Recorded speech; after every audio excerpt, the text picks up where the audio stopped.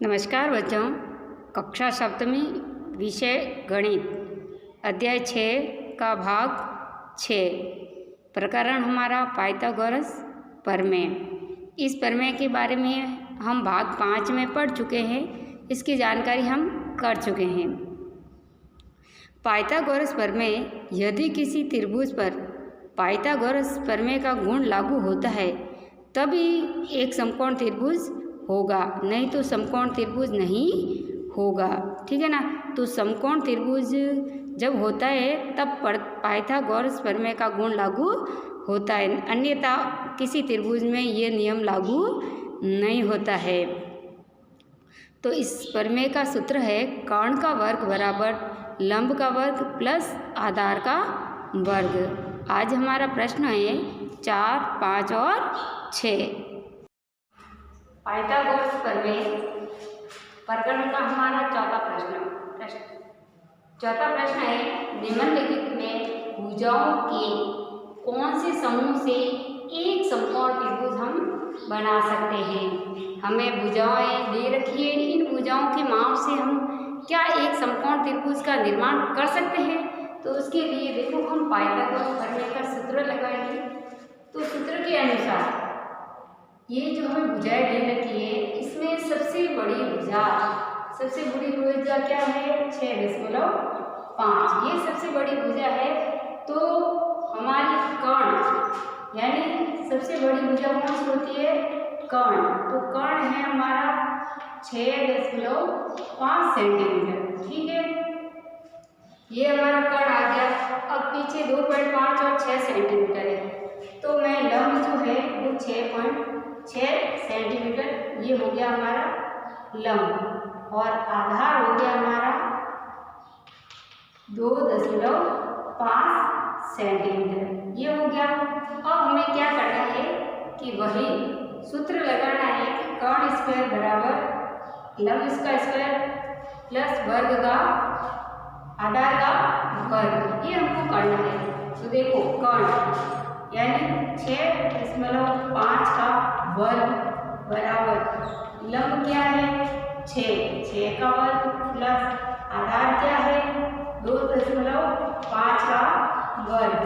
सबसे पहले कर्ण 6.5 का वर्ग, 6.5 का वर्ग, 5 को 5 से गुणा किया 25, हाथ के 2, 6 पंजे 30 और 2 32, 6 पंजे 30, हाथ के 3, 6 छक्के 36 और 3 39। ठीक है, ये हो गया 5, ये हो गया 2 और 3 12, 3 और 1 4, यानी 42, 4225। अब देखो इसमें भी एक अंक के बाद दशमलव है, इसमें भी एक अंक के बाद दशमलव है।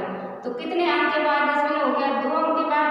जो हमारा गुणनफल आया उसमें 2 अंक के बाद हम दशमलव लगाएंगे, तो यह हो जाएगा 42.25। ये हो गया इधर वाला 6 का वर्ग क्या हो जाएगा 36 प्लस 25 का वर्ग।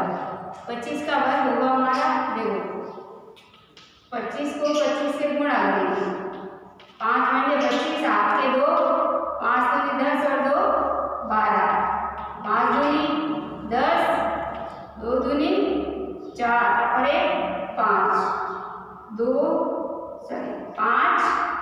2 और ये 6। इसमें भी देखो 2 अंक के बाद, इसमें भी 1 अंक के बाद, इसमें भी 1 अंक के बाद, यानी 2 अंक के बाद हमारा दशमलव है, तो पीछे से 2 अंक के बाद हमारा दशमलव लगाएंगे 6.25। यहाँ देखो है 42.25 बराबर, ये क्या है ये 36 है, 36 और 6 कितने हो गए 42, और पीछे दशमलव के बाद 2 अंक है, ये दशमलव के बाद 2 अंक है। तो इधर भी 42.25 और उस तरफ भी 42.25, यानी दोनों तरफ हमारे बराबर है। तो हम कह सकते हैं कि समकोण त्रिभुज का निर्माण कर सकते हैं, यानी इन भुजाओं के माप से एक समकोण त्रिभुज का निर्माण हो सकता है। अब दूसरा देखो, दूसरा है 2 सेंटीमीटर और 2.5 सेंटीमीटर। ठीक है, तो अब हमें इसमें सबसे बड़ी भुजा क्या है 2.5। तो कर्ण हमारा हो गया 2.5।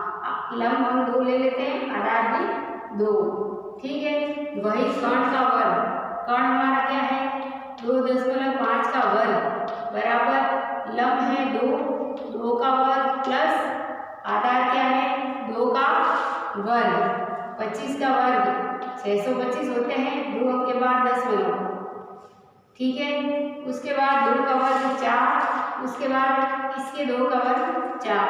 इधर तो है हमारा 6.25 और इधर क्या है 8 आ रहा है। इसका मतलब दोनों तरफ हमारी संख्या जो है बराबर नहीं हो रही है, अतः समकोण त्रिभुज संभव नहीं है। समकोण त्रिभुज संभव नहीं है, ठीक है ना।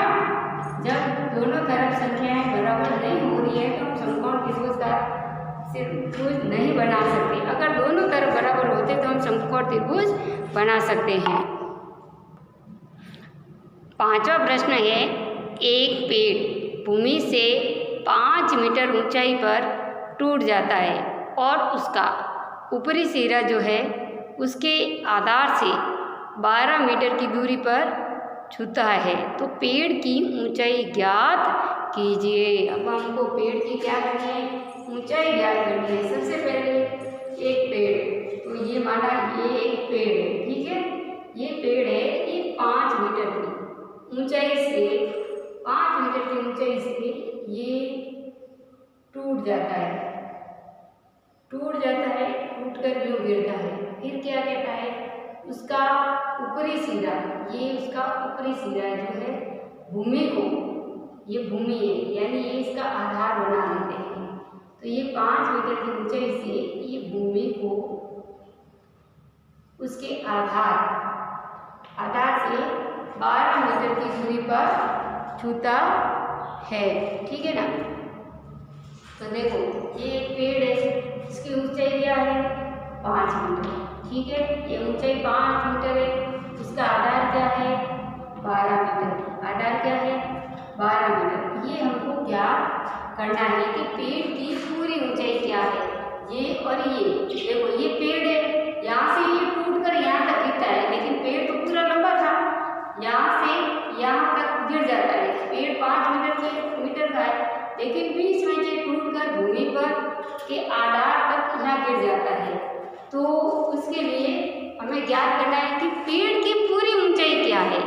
तो देखो, अब देखो ये भी एक पेड़ है, ये भी एक पेड़ है, उसका ऊपरी सिरा टूट कर गिरा, ये भाग इसका टूट कर गिर गया है, ये भाग क्या है AC है।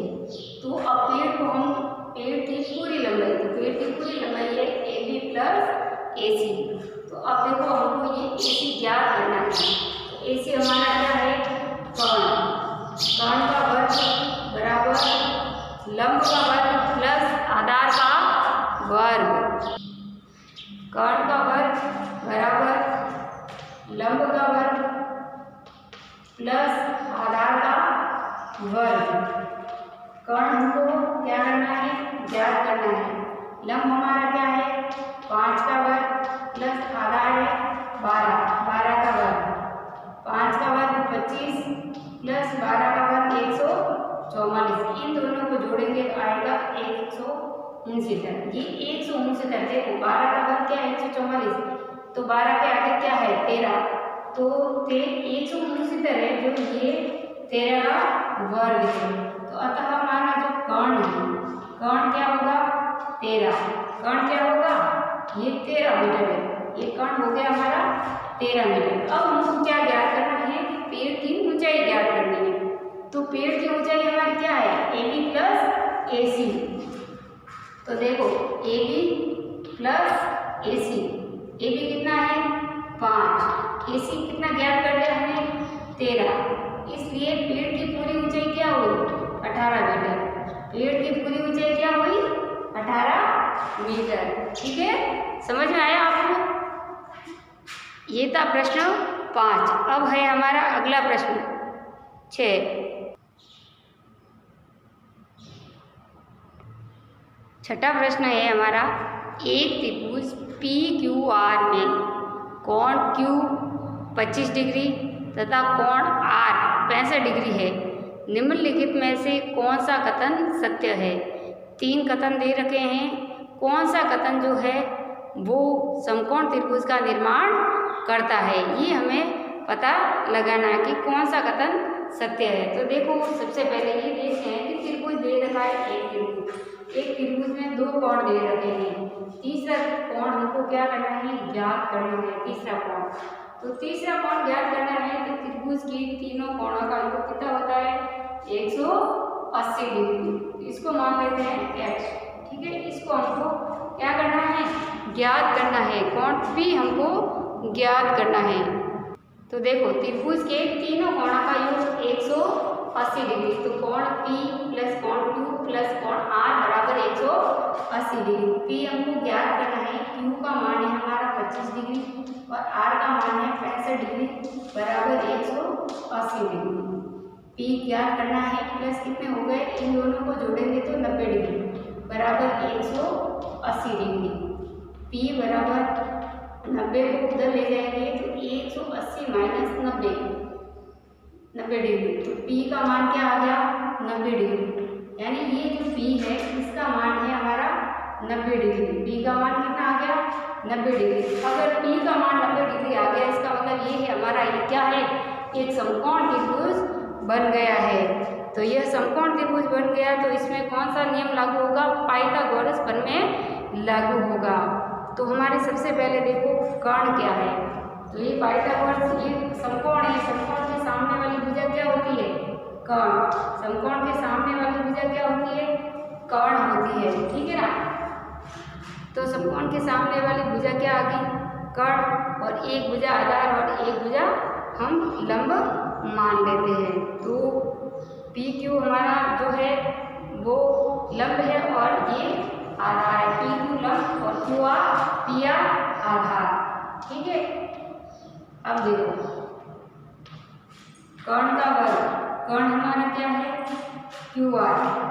तो देखो QR का वर्ग, QR हमारा कहाँ आ रहा है? QR का वर्ग, ये तीनों ही कर्ण है, ये तीनों ही कर्ण का वर्ग है। तो QR का वर्ग ये रहा हमारा QR का वर्ग। फिर है PQ का वर्ग, PQ यानी लंब का वर्ग, आधार है PR या RP का वर्ग, तो हम RP का वर्ग। तो देखो इनमें से कौन सा नियम लागू होता है? तो देखो QR का वर्ग PQ का वर्ग प्लस RP का वर्ग, यानी जो दूसरा समीकरण है ये समीकरण सत्य है। ये जो दूसरा जो कथन है वो कथन सही है, ठीक है। समझ आया आपको? अब है आपका गृह कार्य। अब है आपका गृह कार्य। गृह कार्य में आपको एक प्रश्न दिया जा रहा है कि एक त्रिभुज की भुजाएं 3 सेंटीमीटर, 4 सेंटीमीटर तथा 5 सेंटीमीटर लंबी है। तो आपको निर्धारित करना है कि निर्धारित कीजिए क्या वह एक समकोण त्रिभुज है, यानी इन भुजाओं से क्या एक समकोण त्रिभुज बन सकता है, ये आपको ज्ञात करना है, ठीक है। कक्षा कार्य में आपको वो 3 प्रश्न 4, 5, 6 वो तीनों प्रश्न आपको कक्षा कार्य में करने हैं और ये एक प्रश्न आपको गृह कार्य में करना है, ठीक है। आज का ये प्रकरण हमारा यही समाप्त होता है। धन्यवाद।